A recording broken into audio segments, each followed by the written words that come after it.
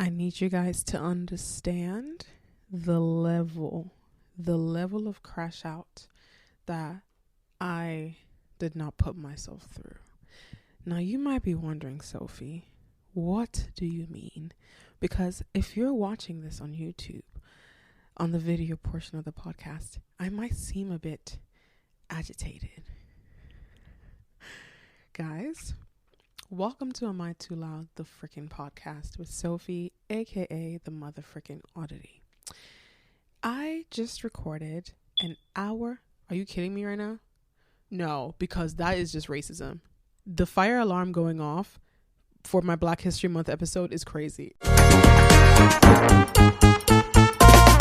Welcome to Am I Too Loud, the podcast. I just want to point out that is not planned. We put batteries in that thing and it should not be going off. I'm so embarrassed right now. At least that just made me laugh. Because as I was saying, back to me being serious. Guys, I just recorded an hour, 30 minutes. Am I Russian? Of straight banger. Like, I'm telling you, the words that I spoke in that podcast have never been spoken before. I was giving y'all hits back to back to back. An hour, 30 minutes. And you know what happened? You know what happened to that footage? It wasn't in focus. I am so over technology. In fact, I even try to fix it using AI. And this is why fudge AI from now till tomorrow. Because I also just paid 400 bands for an AI tool to de-blur the video. Did not work.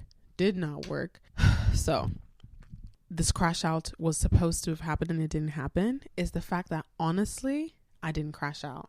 Like, it might feel that way because I'm crashing out right now on camera. But when it happened, when I looked at my laptop, when I was downloading that file and I saw what my eyes saw, I promise you, I just looked. I just took a deep breath, breathed in and out, and I started looking at options. And that's how you know I have grown so much. Because Sophie of 2 years ago might have jumped out of her balcony in DC. And I have trigger warning. And honestly, with the way things have been going in my life lately, that might have been my 13th reason why. I'm telling y'all, I don't think you understand. The bangers from that episode that you're never going to hear or watch is something that, like, oh, that would have been my break. That would have been my big break. I just know that episode that I just was blurred was the episode that was gonna make me make it. I'm so sure that was my big break. And the universe just said, maybe I need to hold on. Maybe it's not right now. Maybe it's soon. Because there's no other reason. There's no other reason for this. And all of it, you know what? You guys don't care because you want me to get into the episode. So welcome back to Am I Too Loud, the podcast with Sophie, aka the mother freaking Oddity. Let's get into the episode. And honestly, because you guys didn't even know what happened the first time, I don't think you guys will understand how this is still going to be a banger episode because I still have a lot to say. And thankfully, I have notes. So, like, we're not going to be struggling a little bit. I just know it wasn't the first. But again, what did they say about the first? I don't really know. The first isn't always the best, right? It might be a second time is the right time. Maybe. Well, guys, yesterday was Valentine's Day, and guys, I am currently married, single, and it's hella complicated. So my love life is simply that. I am a married, single, complicated relationship person. And what can I say? The struggle is real. This might have been the worst Valentine's Day I've ever experienced. And this has nothing to do with my partners. I think I am just in such a transitional space in my life right now that everything is a trigger for me. And it was just a really trigger heavy day.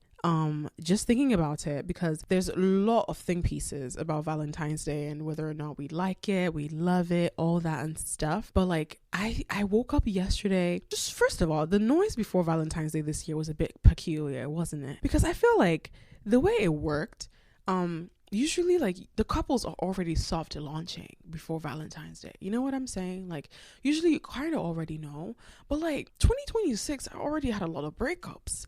There was a lot of breakups happening already that was giving me a bit of, you know, what's going on in love. And then come to think about it, Valentine's Day happened and there wasn't as much love. there. Maybe everyone is just going through it. They talk about how 2025 was the year of the snake, and I feel like we're all thinking that exact same thing, because ain't no way guys, let me tell you, I was seated on the bathroom floor in a panic attack yesterday, crying my eyes out. Yesterday was Valentine's Day, crying my eyes out. And I can't tell you what's wrong because I can't overshare everything. Just know I will be okay. You know what I'm saying? Like, I needed that cry. I feel like I kept saying, oh, I've hit rock bottom, and I keep hitting rock bottom. Every day that something happens, I keep hitting rock bottom. And the funny thing is, I'm realizing how your decision to accept something is the reason why your life might be the way it is. And I'll tell you that yesterday, right? Okay, first of all, Valentine's Day. Let's get into that. Rough. And I feel like when I think about all the Valentine's Days that I've had in the past, I've always been more of like, you know, I wouldn't say a showy lover girl. I don't think so, because I have had like the whole like person surprises you, gives you the flowers and all that stuff, which was fun. And I love flowers. So I got sunflowers yesterday for Valentine's Day from my auntie. Let me talk about that real quick. So again, on the floor in the bathroom, sobbing because just having a rough day, not feeling very loved, not feeling very in love, not feeling like I love myself. I was down bad, and I am literally having a panic attack. Like, I'm crying, like, oh my God, I'm bawling my eyes out, crying. Guys, I feel like you guys have seen me cry a little bit on my vlog channel, but I'm telling you, I am the ugliest crier, and I was crying. And I kept calling my best friend because she kind of like knows, like, she's the only person I think I've ever called when I'm that down bad. Like, when I'm crying in that way, she's the only person who I know that would know exactly what to say to me to get me to stop crying. But it was Valentine's Day, and my best friend is married. So this poor girl is trying to balance being a great best friend to me and also being a great, you know, wife to her husband. And that in itself was a bit of a struggle because, you know, she was in the car, I'm crying, I'm like, I'm dead. And she's like, I know, how can I help? But the man is looking at her like, girl, like, I just want to, you know, I want to have some love time. So I felt really bad. So I got off the phone with her, and then I was like, okay, you know, when like you're in that cry, like in that moment where, because I don't think I'm a solo crier. Like, I'm the kind of person who likes crying by myself. I don't know if that makes sense. Like, I don't like crying by myself. Like, I need an audience. Like, I need someone to see me cry because it just feels sad. Like, crying, like, yeah, I can cry like a little bit. Like, I can cry for like 2 minutes, and then the rest of the 5 minutes I need to be on the phone with someone because I will go crazy. Like, someone needs to see me cry. Like, it can't just be me just by myself, because then in my head, like, if you're crying by yourself, you should be done really quickly. Like, I don't think you need to be crying for that long of a time, because like if you're crying and then you're with someone on the phone, they can say something that could trigger more tears, or you're trying to explain yourself so the cry intensifies. But like when you're crying alone, it's like, okay, you're feeling the emotions, you cry, and then yeah, like if you're crying more, then you're just intentionally hurting yourself. And I feel like mentally for me, I just know that I really shouldn't be hurting myself this much, so I really should just stop crying. I don't know if that sounds crazy. So anyways, I'm crying this cry, and I'm like, who can I call? And I remember that I have an estranged uncle who has the best ex-wife, auntie, who, if you don't know the lore, it's a long story. Just know that my uncle, who was like a blood relative, got married to this amazing woman, and she's my aunt through marriage. And I am very estranged with the uncle, but I fuck with this auntie heavy. So she's like the mom of me. And you know, I'm the kind of person who, well, I don't know if you guys are like this with your family, but when I cry, I like to say like I want my mom, because my therapist would say my inner child just really wants someone to like feel connected to and wants to be in my mom's bosom, whatever. But my mom is like a warrior. Like, my mom isn't the kind of person who, if I call her and I tell her, hey, like, I'm going through something, she's gonna be like, how can I help? And like, how can I, like, it's gonna be okay. My mom is more of like I'm gonna panic too. Like, I can't have that. Like, I can't have her calling me 5 times after my cry. Now she's crying and I'm crying more because she's crying, and now we're all worried. And now for the next 2 weeks, she's gonna keep asking me if I'm okay because she's really panicking. And then she doesn't also live with me. So I just know my mom is not the right person to call in a state of panic. Now, my auntie, though, I've called her once, I think, before, and she handled it perfectly. So this time around, I call her again, and I am bawling. Like, at this point, I'm having a whole panic attack. I don't know why I'm telling you guys this story. I'm going to continue anyways. I am bawling, having this panic attack. I'm screaming. I'm crying. It's heavy. And then she just tells me, breathe in and out. I think this is where I was going with that. And I just want to say that anyone who knows like how to calm me down in a panic, shout out to them. Like, shout out to my auntie for real, because the way she calmed me down, okay guys, that breathing was rough because I have a cold, but God, I sound so congested. But you get the point. So she's like, breathe in, breathe out. And I appreciate that, because here's the thing. I love my friends, right? And I'm staying in a house with my friends. We're living together right now, and it's been really fun. And I am not the most, like, I don't love physical touch. It's just not my thing, right?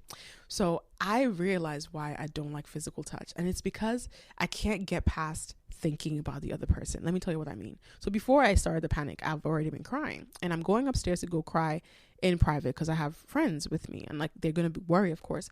So one of them clearly sees me crying, and he's like, are you okay? Do you need a hug? Okay, let's talk about that.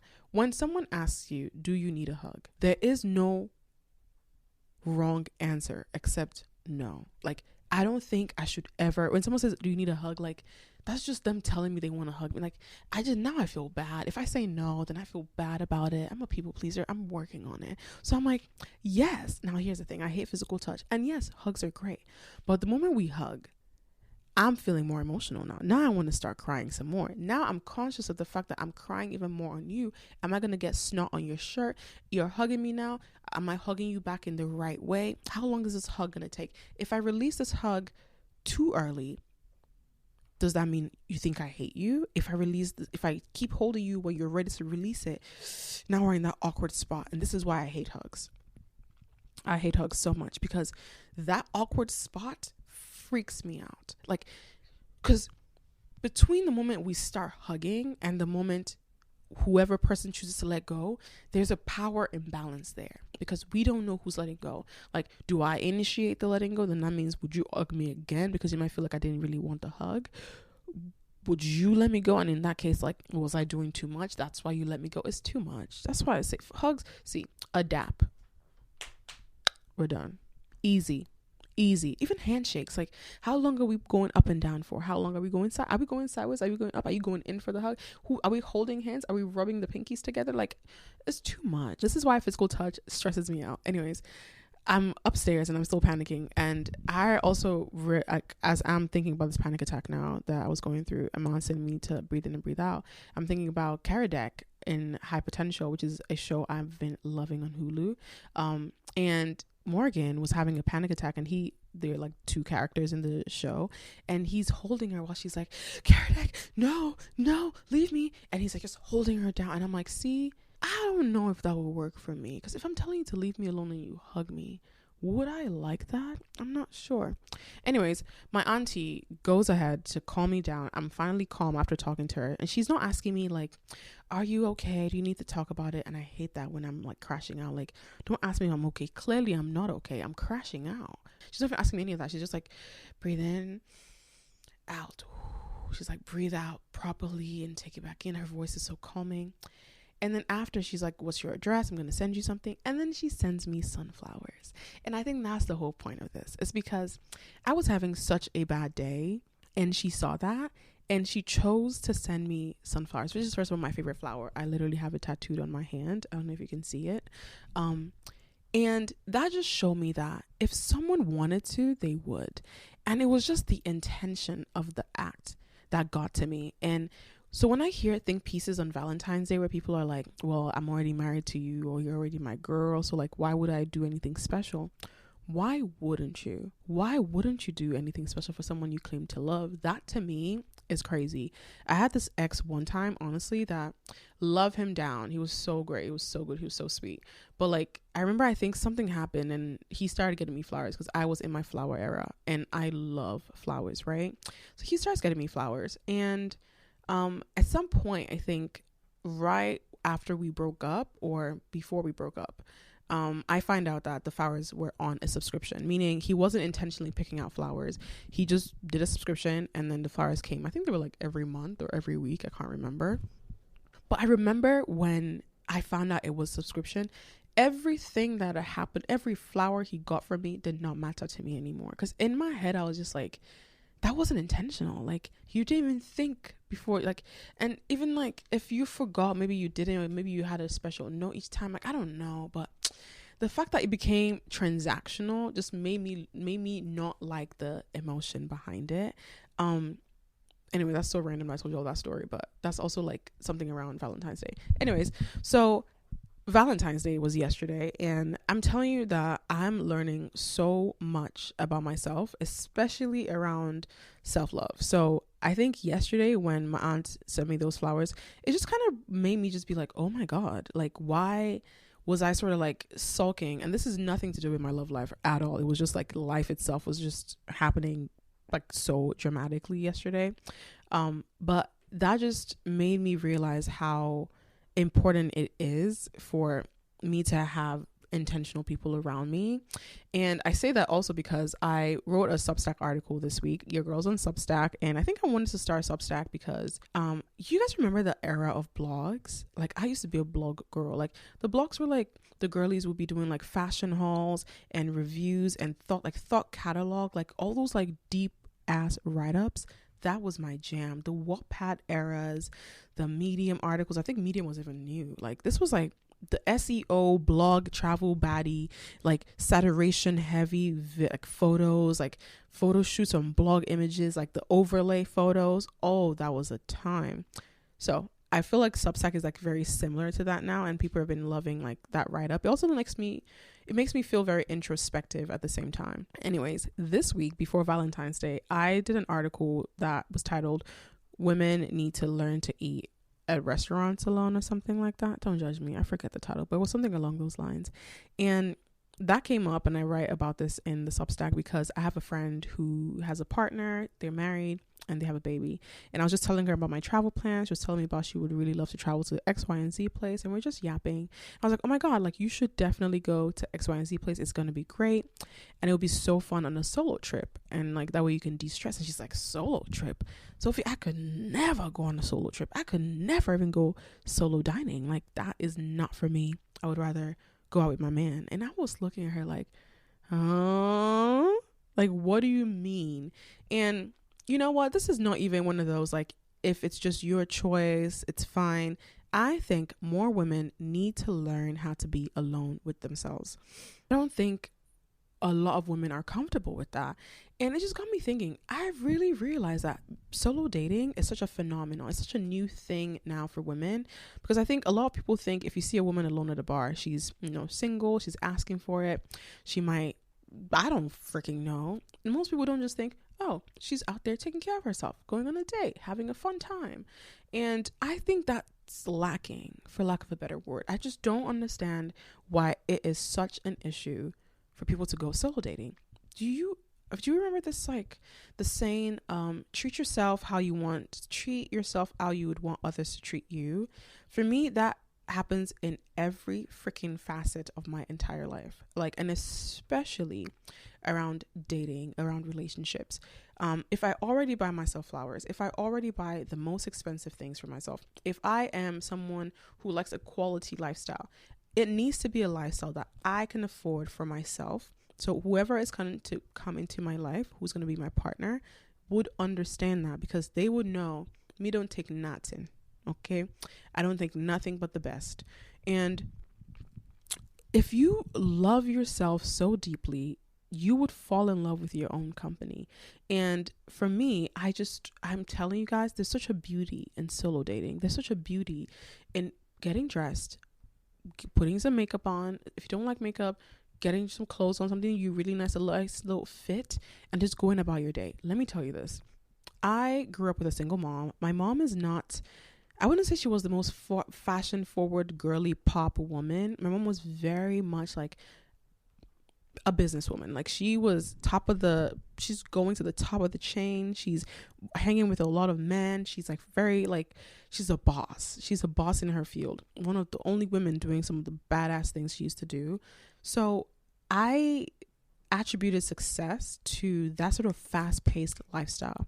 Like my mom is coming, she's getting ready. She never really sort of took time for self-care. And I think when we think about self-care now, we think of something frivolous, right? Like we think of burning candles, like fancy soaps, putting on a robe, red wine. Like you think of slow and at peace. And sometimes it doesn't feel productive. It doesn't feel like something we should be doing. It feels like maybe an indulgence or a privilege, which it is. But I think there's a sort of envy I have for the women who understood the importance of self-care really early on. And I think I never understood the importance of it until recently. I'm the girl who give me some doodle soon, give me some Dove bar soap, I'm washing everything quick, I'm out that shower, I use a towel, I put some skincare on, I'm good to go. Where's my email? What do I need to shoot? What do I need to post? I never took the time to take care of me. And I just, now when I think about the girlies with the 5-step beauty routine, with the body oil, shower oil, bath bomb, this, that, I used to think, oh, what a privilege it is to have the time to do that. But I didn't realize the necessity of having the time to do that. I would always wonder how their nervous system was so regulated. But when you take the time to sit with yourself, to shower in the morning, to do the extra layer body scrub and body oil, do the extra layer for your skincare routine, put some nice music on, you are regulating your nervous system in such a way that it is so beautiful. When you're so accustomed to taking yourself out to experience new things, people cannot take you for idiots because you know what's up. Nothing is new. When you are able to solo travel to new destinations, a random person coming at you with a vacation wouldn't sound like an innovation. It would sound like just a normal Tuesday or weekend in your life. People are going to come correct because of that, because of how you treat yourself. And it's something I am constantly learning about me, and I really want you guys to take that on too. And it doesn't have to be super expensive. It can be something as little as adding an extra layer of massaging your back as you're putting lotion on, as you're putting that Vaseline on. If you're a girly like me who likes to do also, maybe it's just romancing and massaging your body while you're using the soap. Maybe doing the African net sponge thing and then having an exfoliator if you can. Doing things that take the time to cherish you is such a game changer. And I think for me, self-care has been so important because at the end of the day, like that is just, it just really matters. It really does. So yeah, that's how my Valentine's Day went. And I was one of those people who was sat on the internet trying to see who's celebrating Valentine's Day, who's not, whose couple is posting, whose couple is not. And honestly, no one did. Like, I mean, I was used to Cardi B showing up with 1,000,000 roses, but I now remember like, oh shit, they broke up. So now we didn't even get Cardi B's roses. Kim Kardashian used to do the big Valentine's Day thing. You know what? As I think about all these celebrities that we watch and compare our lives to, and we realize, even with all that love bombing, it doesn't really matter, does it? The thousands of flowers, if the relationship and the character is so terrible. What does that say about social media and public perception? Nah, I'm not playing. I'm so dead ass. It really is. It's important for you to not compare your life to people you see online. It just is. I think I love when Valentine's Day comes around and I see the girlies doing like galentines and I see the couples enjoying themselves, and I see those who aren't because you can always tell the performative ones. Like you can always tell the couple that like is doing and putting on a performance, and you can tell those who are genuine. And maybe not, maybe I'm just over because I don't know these people's lives. But what I do know is I think it's so important for us, the viewers who are engaging in sort of like wanting romance and wanting all these things, to be very clear on what we actually want and what we love. Like, I remember when my aunts sent me the sunflowers, I was just thinking, oh my God, she knew me enough to not send me roses. She sent me sunflowers. Like, how very intentional, how very loving. Even I myself, when I think about that, I'm like, oh, these are things that I know for a fact I would do for myself that she did for me too. I don't know. It was just really special.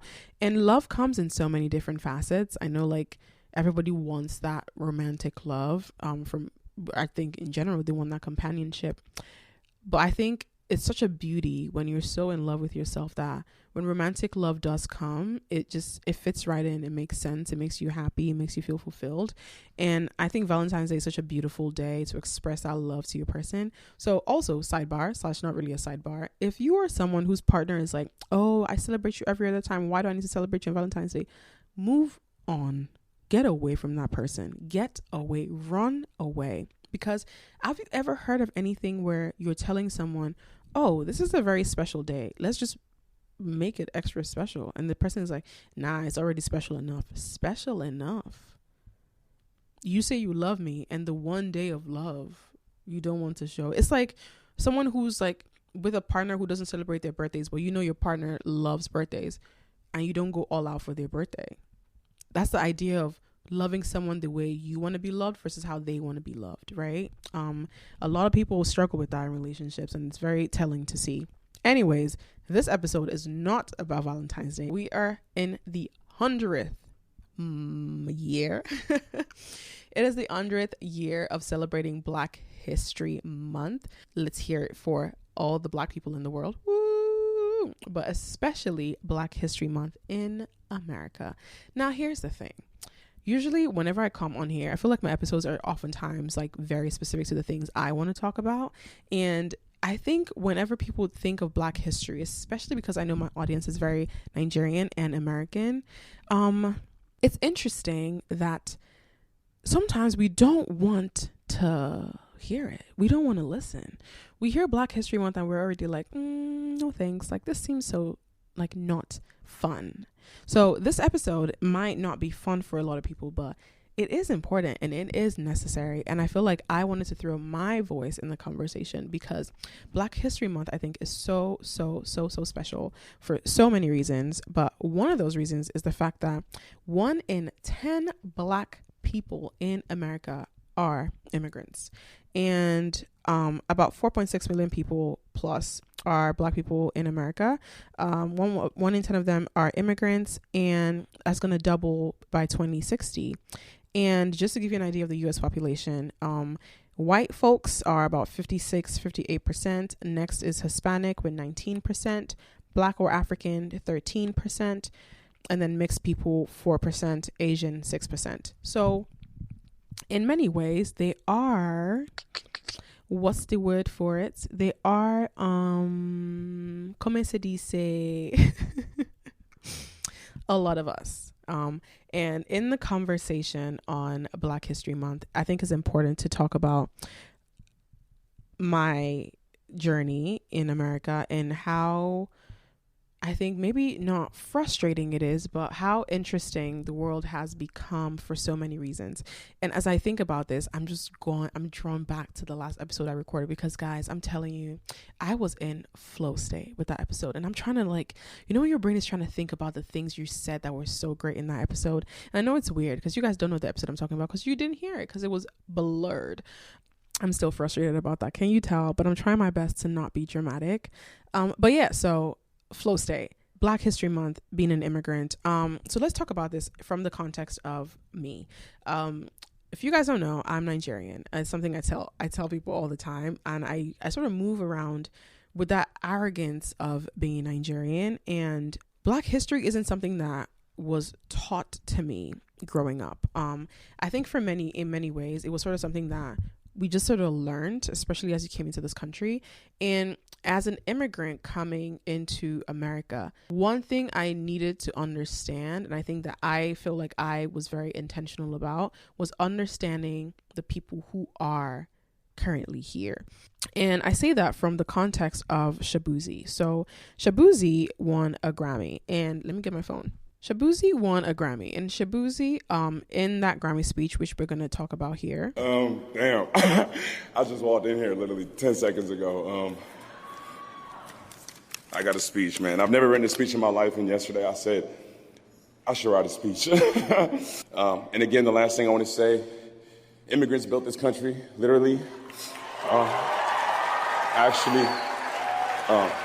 So this is for them, for all children of immigrants. This is also for those who came to this country in search of better opportunity, to be a part of a nation that promised freedom for all and equal opportunity to everyone willing to work for it. Thank you for bringing your culture, your music, your stories, and your traditions here. You give America color. I love y'all so much.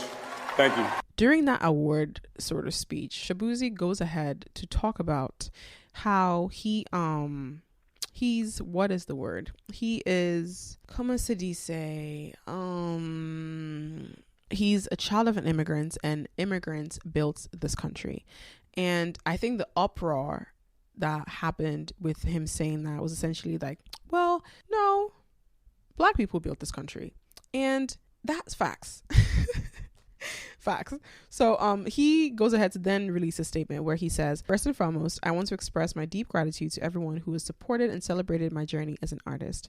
I also want to acknowledge the conversation surrounding my acceptance speech. To be clear, I know and believe that we, Black people, have also built this country. My words were never intended to dismiss that truth. I am both a Black man and the son of Nigerian immigrants. And in the overwhelming moment of winning my first Grammy, my focus was on honoring the sacrifices my parents made by coming to this country to give me and my siblings opportunities they never had. At the same time, winning this award on the first day of Black History Month and becoming the first Black man to win Best Country Duo is Black history. It stands on the foundation laid by generations of Black people who fought, sacrificed, and succeeded long before me. This moment belong to all of us. My entire career has been rooted in lifting people up, honoring where we come from, and expanding what's possible. I am proud to be a part of that legacy, and I intend to continue doing that work for the rest of my life. With love, Shaboozey. Now here's the thing. I totally understand where he was coming from in terms of saying immigrants built this country. But I think what a lot of us sometimes, especially Nigerian immigrants, because we sometimes suffer from what I like to call the immigrant Olympics. Let's use that word since Olympics is currently happening right now. The immigrant Olympics, where Nigerian Americans are a pretty solid ethnic group, or, ethnic group. I'm going to use the word ethnic group within the American climate, meaning we're the best of the best. Right, we're the ones in the fancy. If you see some student in America and they're talking about how this student just won all these awards and is going all expenses paid to like private school, Stanford, it's usually some Chibueze Ngozi something, or Adekolakpo something. Like, it's usually a Nigerian name, not all the time, but most of the time, right? So there's a certain level of elitism and excellence that Nigerian Americans bring into the conversation.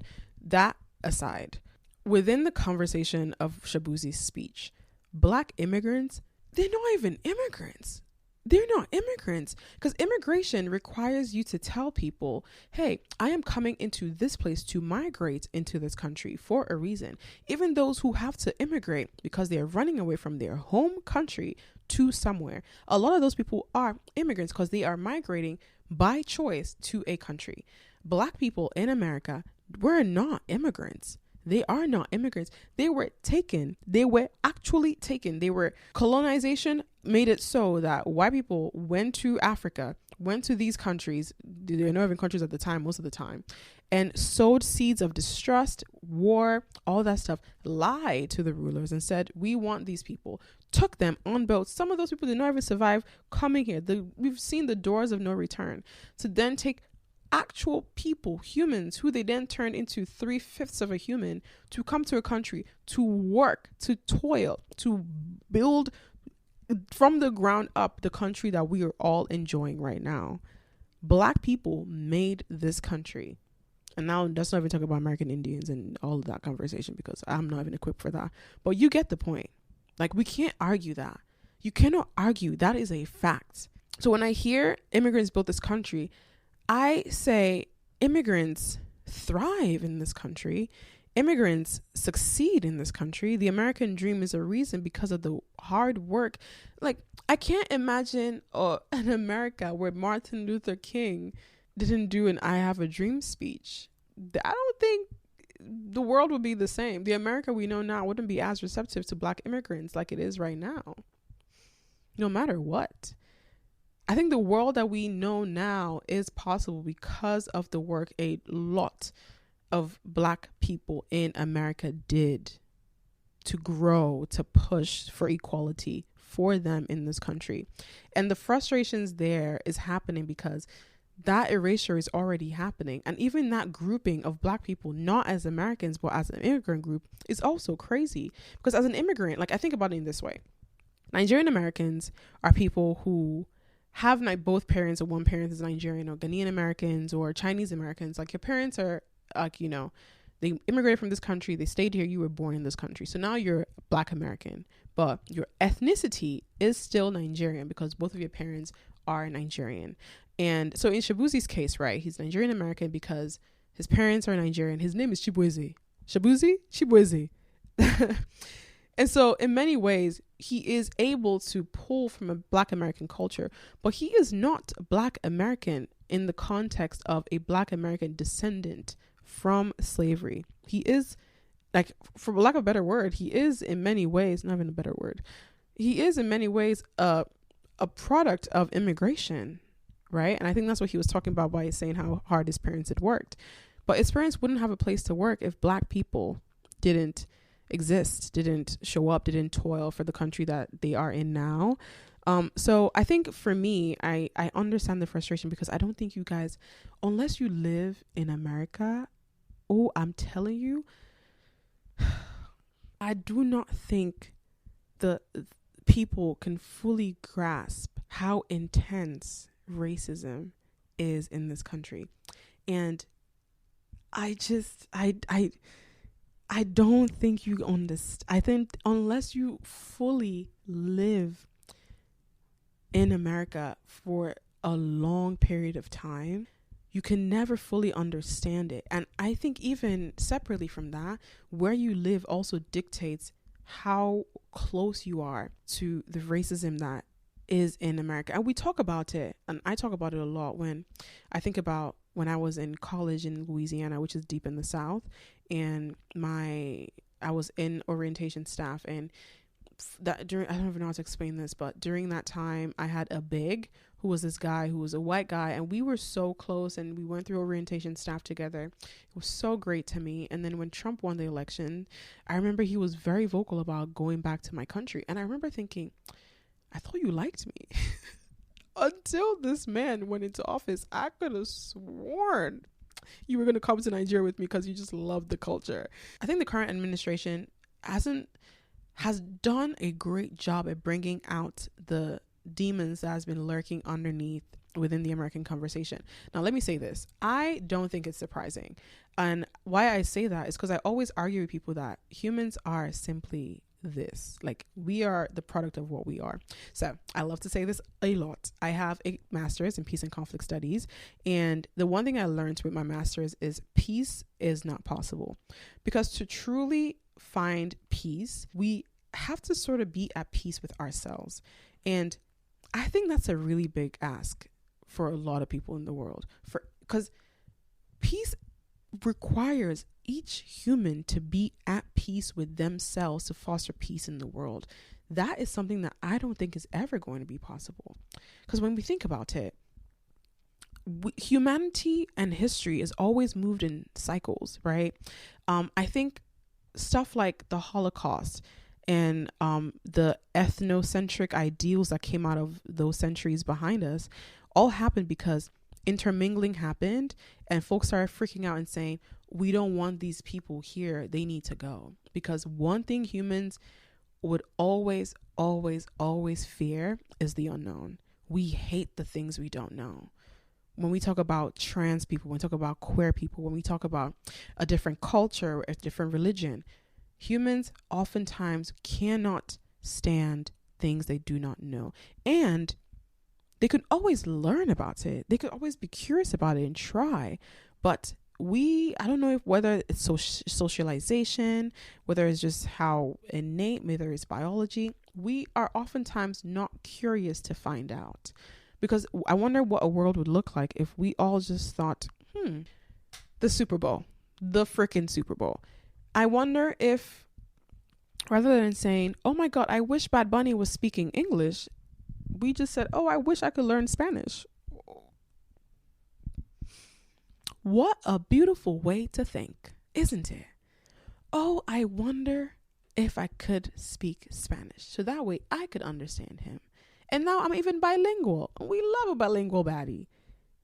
A trilingual, if you already speak multiple languages. I don't know if that's the thing. You know what I mean? Like, what if that was the conversation? Because what's so funny is the feedback from a lot of people about Bad Bunny at the Super Bowl was, it's unfair because 310 million Americans can't speak Spanish. So how dare him perform the whole thing? And I'm like, dame la gasolina, dame la gasolina. Oh, I'm Gangnam Style. Sexy lady. Ho, ho, ho, ho. What? Do you know how many songs we all sing when we don't know the words or what they mean? I mean, half of Asake songs, Asake, that was blowing up in America, people singing Yoruba word for word, bar for bar, not even knowing a clue about what it means, but they're singing it bar for bar. So I think we all have a little bit of fear around, the things we don't know. And I say the cycle continues because you saw that happen with the Holocaust and just a general push for just ethnocentric conversations. And then there was a time where people were like, that was really horrible. We don't want that. And an immigration soared. And I think we can talk about folks who immigrated to this country on green card lotteries or visa lotteries or citizenship lotteries. And, the brain dump of different people from Asia coming into America and vice versa, the boom of immigration to Ireland and London and the UK. And I think it's a very human thing and a society thing to then for all these people to go, ha, this is too much. Let's go back to wanting it just for ourselves.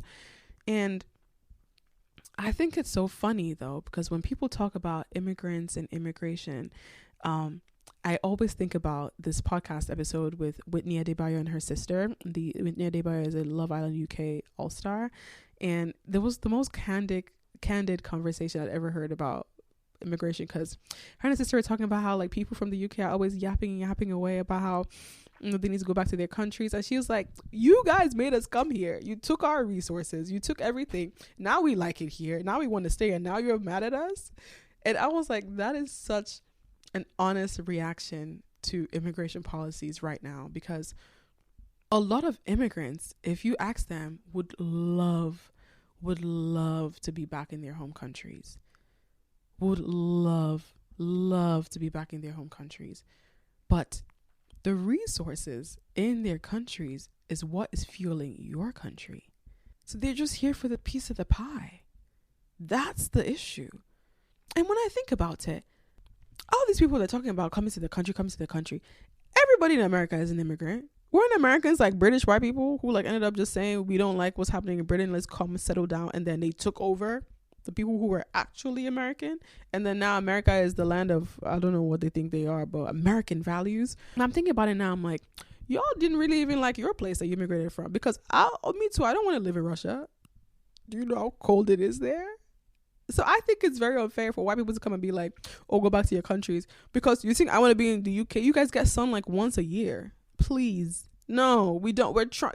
If in fact, think about it. Ghana is one of the top exporters of cocoa and gold and shea butter and all these things in the region. And Switzerland and Italy and all these places are top exporters of this thing. And they take all these resources. You can think about the Congo. Think about all these African countries whose natural resources are siphoned from them and are used to prop up these Western powers. If we said enough is enough, let us take our thing. Do you think anything would be working in America, in Europe? It's so funny now when I think about the tariffs that are happening in America and how if people just deeped it, the Western world can't survive without immigrants in the Western world, because most of the things that fuel the Western world aren't from the Western world. And when I say the Western world, I honestly am just meaning America, especially because even the resources in this country aren't enough to fuel the country. Like, we know this. And that's the beauty of humanity. If we all realize that we're all sort of meant to work together. And I think it's so sad and it's so selfish that we live in a world where, of course, we're not doing that. And we use fear and we use greed, and it's always about money and capitalism, because this all sounds like nice, doesn't it? Like, what I'm saying right now just makes sense. It makes sense to me. It makes sense that, you know what?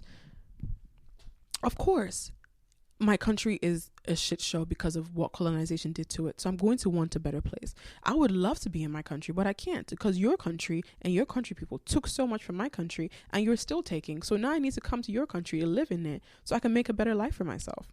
And now you're mad at me. You're saying, go back to my country. Can I take my resources back with me? No. Well, damn. Now we're both at a standstill. Because then how's that fair to me? Because you knew what you were doing when you were taking my resources. You knew how good my country could get, but you chose not to let my country get good because you wanted to take all that goodness for yourself. And that is greed. That is human nature at its peak. And so for me, I think when we talk about immigration and Black history, I never want, even as an immigrant, to forget that the reason why there even is in America to immigrate to is because of all the work that Black Americans have done for this country. So happy 100th Black History Month. I'm thinking about Black History Month now, and it doesn't even hit the same.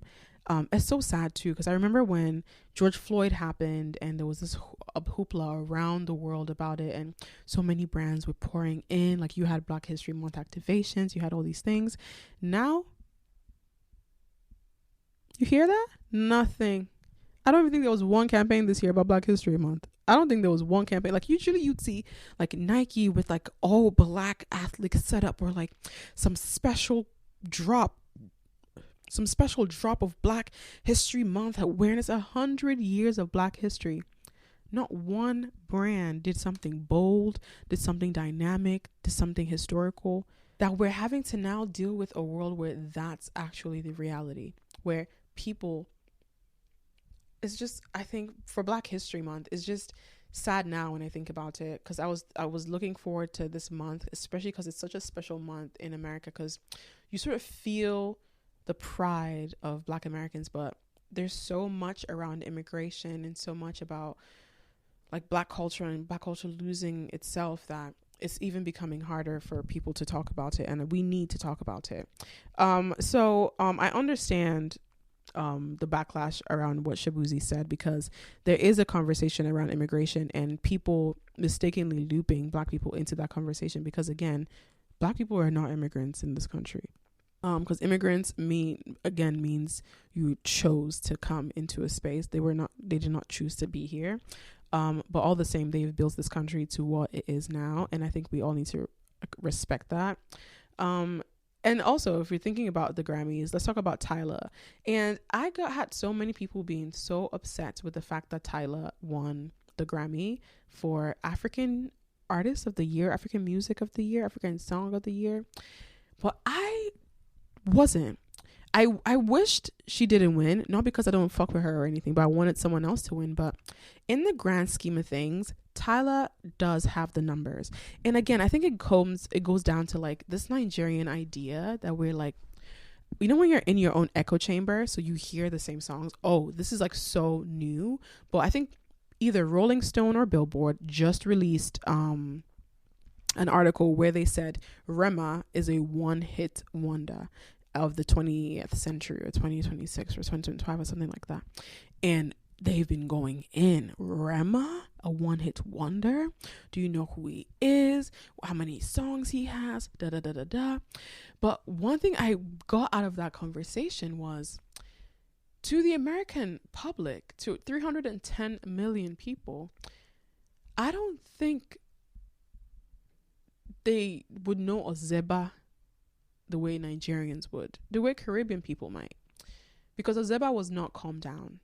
Honestly, Calm Down wasn't even If by Davido. Calm Down was a generational run of its time, and that sort of push and fame that Calm Down got is something that would be super hard to replicate. I mean, Mona Lisa by Lil J, like these songs were amazing. They were incredible. They were so huge. But again, Calm Down, Selena Gomez, that was a time. That was bigger than what any of us could ever imagine. So on that perspective, I don't think they're wrong. Because Calm Down was huge. It was massive. And I think even Rema is set for life with that with that song. Like he's set for life. A lot of people are upset about it, rightfully so, because they're like, we know Rema, we know he's not a one-hit wonder. But again, we forget that the Grammys is an American institution, and America has 310 million people, maybe even more, and most of them would not know who Rema is. And I think this is what happens when maybe all the social media in the world is sort of controlled by one person, right? Because in this scenario, America sort of is what is pushing the narrative in like different countries, and that's what we all sort of look to, like that world power, right? So big news like the Grammys, the Hollywood, Golden Globes, all these things are very much centered around America. You see British actors wanting to come to America, Chinese actors, Korean actors, all wanting to come here. So that is also there. Anyways, I say all that to say Tyla dominated. She won the Grammy. People were mad about it, but again, it's America. It made sense. If you're an American watching that, it would have made sense that she took it, because if anything, people were going to ask, who is Ira Star? Who is Davido? Like maybe not who is Davido. No, I would say that, because compared to Tyla, Davido might still be a big superstar, but just not on her level. Like her generational run, especially being able to, that girl is in Japan, guys. Japan. She's conquered Asia, Africa, Australia. She is fully a global superstar. Like we can't knock that. And even though we as African, and especially with Afrobeats, if that award was like an Afrobeats artist of the year, maybe I would have felt differently, because then I would say, oh, maybe Tyler is a lot more pop, but it says African artist, so I'm guessing that just means the artist is from the continent of Africa. And in that situation, then Tyler is one of the biggest artists out of Africa right now. We might not like to hear it, but it is fact. Anyways, so let's turn to IShowSpeed. Now, this is something that when I found out that Speed was going to do a tour with Africa, I was a bit concerned, I wouldn't lie, because first of all, I know streaming, but I've never fully sat down for a stream. I think the only stream I've ever fully watched, and maybe not even sat down for it, just watching clips online, was Kevin Hart with Drewski and Kai Cenat, which is, I love Kevin Hart, so fantastic. But this one I was very curious about, and when I found out he was going to Nigeria, just, if it's about to do my country, I want to clock in. I want to see what's going on. We're not going to talk about Nigeria's stream. If you know, I don't need to add any more to that conversation. There's nothing else to say. We're just gonna move on from it. But I think what Speed did for the African continent is something that we wouldn't even know the impact of it for a really long time.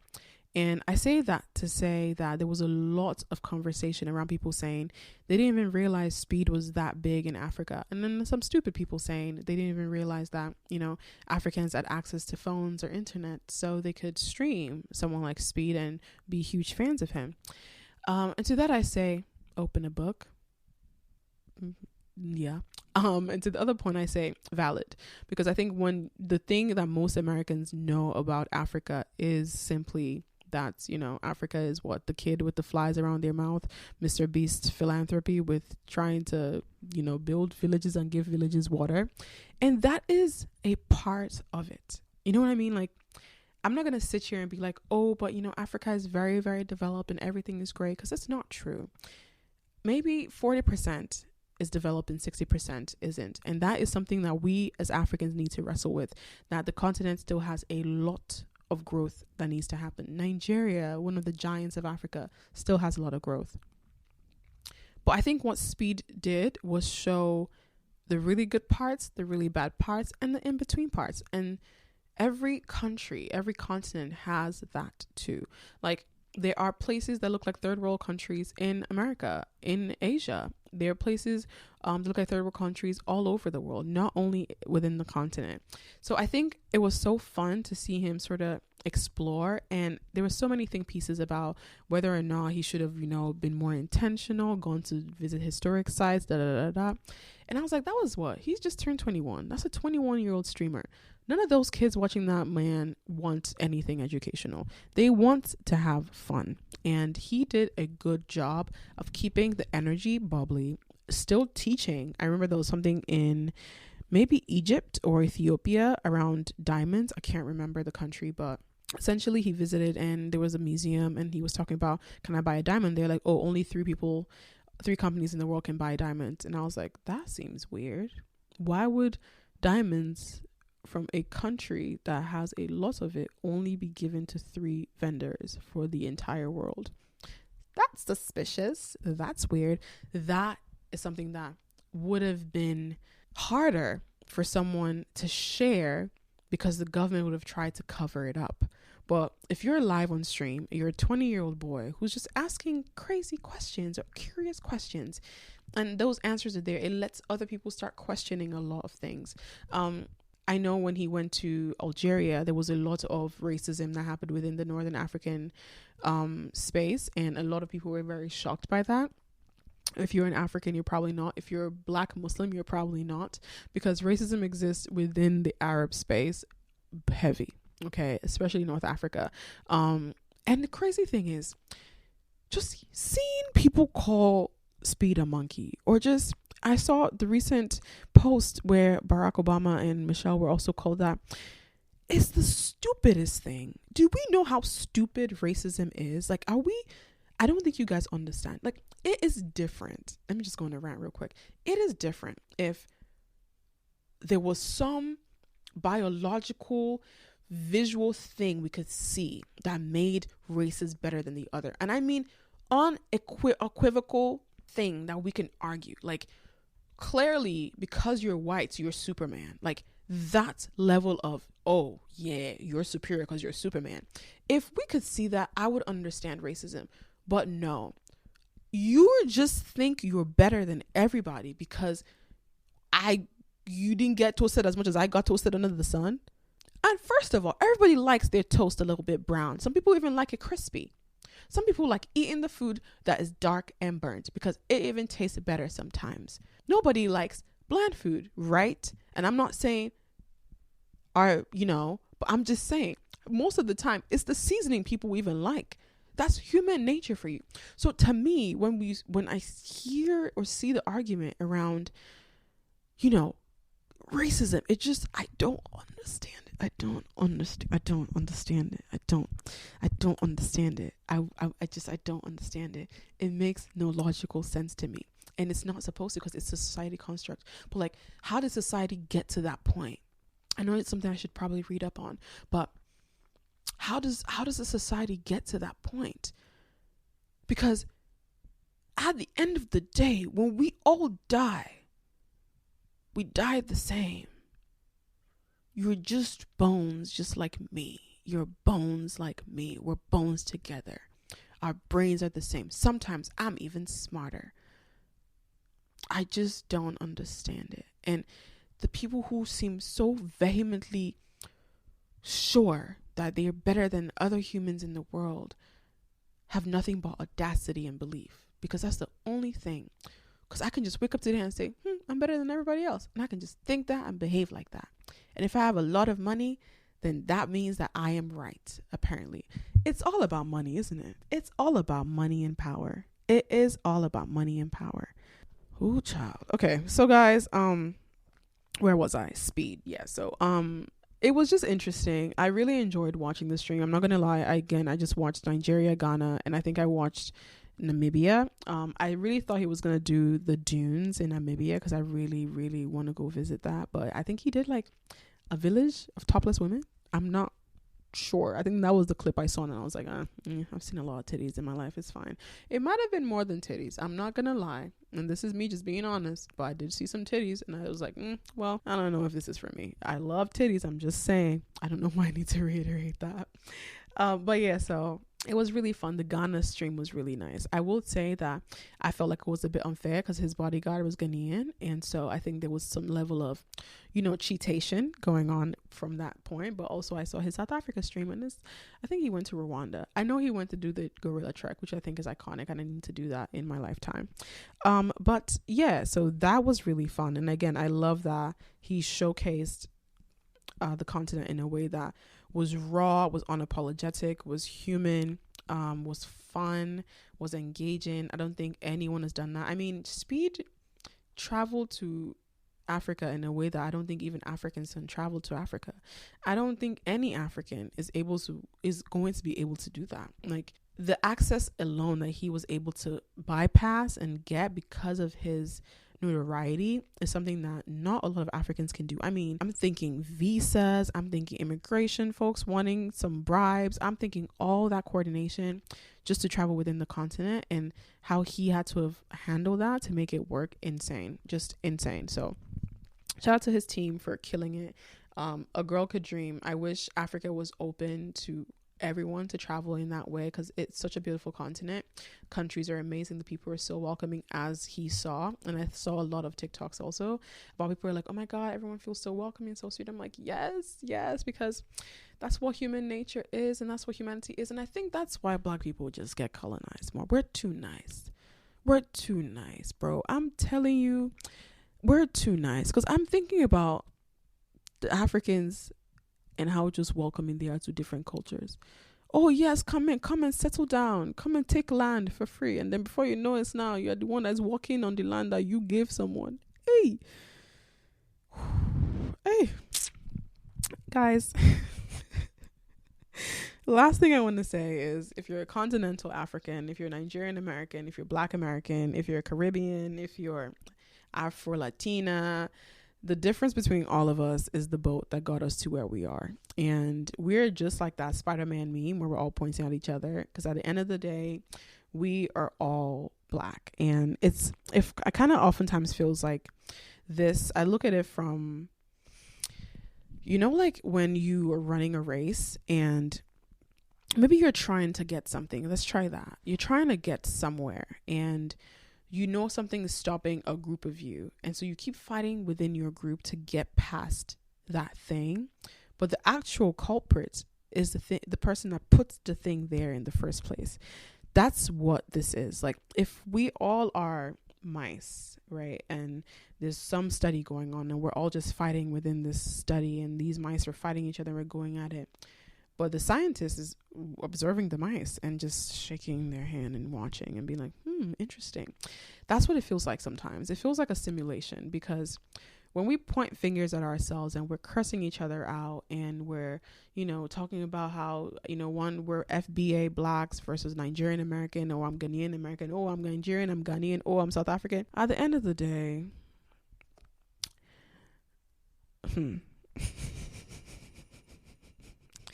colonizers are watching and being like, yes, look at them go on fights. They're watching, they're encouraging, they're excited for it, because when that infighting is happening, you're so busy fighting each other, you don't realize you've already lost. Like, you're not even fighting the actual battle. The battle has been lost the moment you started fighting each other. We're literally just beefing over crumbs. We're fighting over crumbs. We're fighting over the little pieces that are left, when there's so much more. And the moment we realize that, the moment things sort of like work out for us, I mean, we're all stuck together, and it's really, really complicated, but at the end of the day, I know we have love for each other. And so this Black History Month, I think I just want to sort of like shout out Black people. Let me do like some Bad Bunny shit real quick. Hold on. Okay, we're gonna try now, you guys. This is crazy. But I'm going to try to list out some Black ethnic groups. Shout out to the African Americans, so descendants of enslaved Africans in the U.S., Afro-Caribbean nations like Jamaica, Haiti, Trinidad and Tobago, people of African descent, Afro-Latinas and Latinos in Latin America, Garifuna, Central America, so mixed African and indigenous ancestry there. Shout out to the Black immigrants, sub-Saharan African nationals, so individuals born in African nations that immigrated into the United States, Black Hispanic, Hispanic people, so people who identify as both Black and Hispanic. Colored people from South Africa, a distinct category themselves of mixed ethnic groups. Colored people in South Africa, a distinct category for people of mixed ethnic group or origin during and after apartheid. Shout out to Yoruba people, Nigeria, Benin, Togo, Igbo, Southeastern Nigeria, Hausa, Northern Nigeria, Niger, Zulu, South Africa, Fulani, Fula across West Africa and the Sahel, Akan, Ghana and Ivory Coast, Wolof from Senegal, Gambia, Mauritania, all the African countries, Mande, West Africa, Congo, Democratic Republic of Congo, Amhara, Oromo, Somali, and so many more. There's so many of us, so many of us, and sometimes it's complicated, sometimes it's hard, but at the end of the day, one thing I know is we're not breaking up, we're stuck together, and it is the 100th year of celebrating Black History Month in America. And I know for a lot of people who are watching this, you're like, oh, in America it doesn't matter around the world, but as we all know, anything that happens in America has one of the biggest impacts across the world, because that's just the way it is. So shout out to all of us for staying at it, for keeping safe and sane. Shout out to Black Americans who built this country from the ground up. And yeah, guys, that is the end of Am I Too Loud, the podcast with Sophie, aka the motherfucking Odditty. I think this went well. I'm so, if you guys were here from the beginning, I'm salty about that first podcast episode, because I feel like I missed some things. If this is not focused, you guys are taking it as it is. I don't care. I don't care, because I'm done, Grandpa. I'm done. It's been hard, man, all these days. But I feel like the link is focused, so we should be fine. If not, I'm just gonna upload the audio and call it a freaking day. But I love you guys so much. Thank you so much for watching. Thank you for commenting. Make sure you like, comment, subscribe, share this with everybody if you want to listen to it. If you enjoyed the episode, if you have your own thoughts on it, let me know. I always like when I feel like I'm able to talk about some things like from an educational point of view, but also from a fun point of view. So if you think this was a good mix of both, let me know, and I'll see you guys in my next episode. Again, Wednesdays at 12:30. Don't forget to leave me a voice message on the podcast at amitoloudpod.com or amitoloud.com, and I'll see you guys later. Kisses. Ew, that was not a sexy kiss, Sophie.